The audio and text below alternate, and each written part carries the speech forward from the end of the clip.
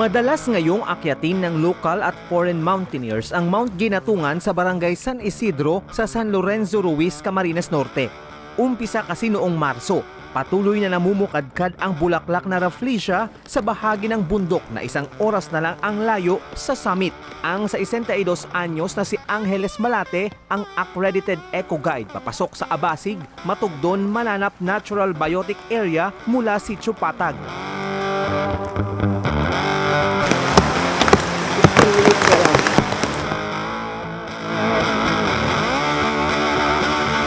Ang pinakamalaki po niya na nasukat ko ay isang pie, kumbaga 12 inches. Yung pinakamalaki niyang nasukat. Ang standard niya ay 9 inches lang.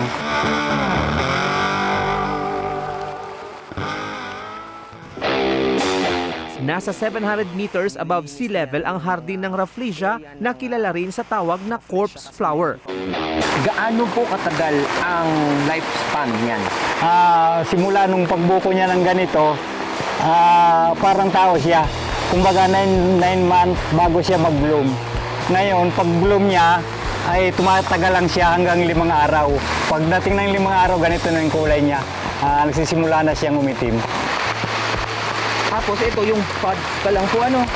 Buds po yan, yung So, buds. parang ito na yung huling batch ng ano. Ayun, sa susunod na taon ay may na.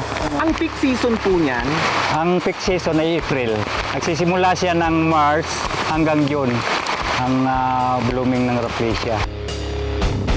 Nasa 13 rafflesia species na ang nadiskubre sa Pilipinas at 2 rito ang makikita sa Mount Ginatungan.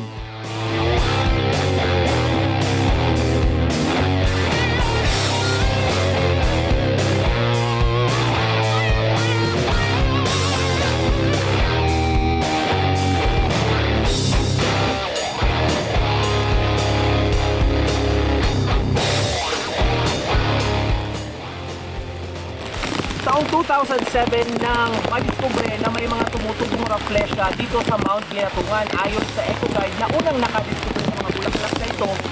2 uri ng rafflesia ang tumutubo sa bundok na ito, ang Rafflesia philippinensis at ang Rafflesia maniliana. Yung Philippinensis, ang kulay niya ay matingkad yung pagkapulay niya. Yung Maniliana naman ay medyo maputla. May ilang rafflesia na tumutubo sa itaas ng baging na host plant nito. Ani, may mga nakikita po akong mga rafflesia na tumutubo sa baging. Normal po yan? Yes sir, normal po yan na, na mayroong mga nakahanging na rafflesia. Pero karamihan nasa ground siya, sa mga ugat siya tumutubo. Ano po ang tawag dito sa baging na to? Ito po yung tawag dito sa Astrastigma ay ragini. Ito, mga ilang ano pa po ito? Ilang araw pa po ito? Mga 2 araw pa na yan, paitim niya. Wala na din. Wala na po yan. Ayon sa International Union for Conservation of Nature o IUCN, critically endangered ang mga rafflesia kaya bawal itong pitasin. Pero ang mga rafflesia po ay dapat hanggang tinitingnan lang siya. Yes, Hindi sir. siya pwedeng kunin. Unless po na kailangan kumuha muna ng permit sa region para makakuha niyan.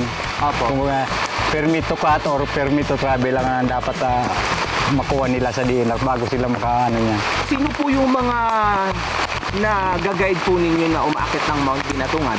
Marami naman sir. Ang karamihan kasi umakyat dito yung mga hiker, yung mga umakyat sa mga Ginatungan. Actually, napakarami pong tourist spot dito sa aking lugar. Napakarami. Hindi lang itong Mount Ginatungan ng nila, ng mga pinupuntahan. Gaya pa ng Nandito po yung Mount Labo, Mount Dait, Mount Biray, Mount Bakilid, Mount ano pa yun? Nalimutan na isa. ako. Pero itong mga bundok na ito na nasa palibot na or nasa sakupan niyo po, dito lang sa Ginatungan merong Rafflesia. Sa Hunyo matatapos ang rafflesia season sa Mount Ginatungan. Pero marami pang kakaibang bulaklak na makikita rito gaya ng jade vine.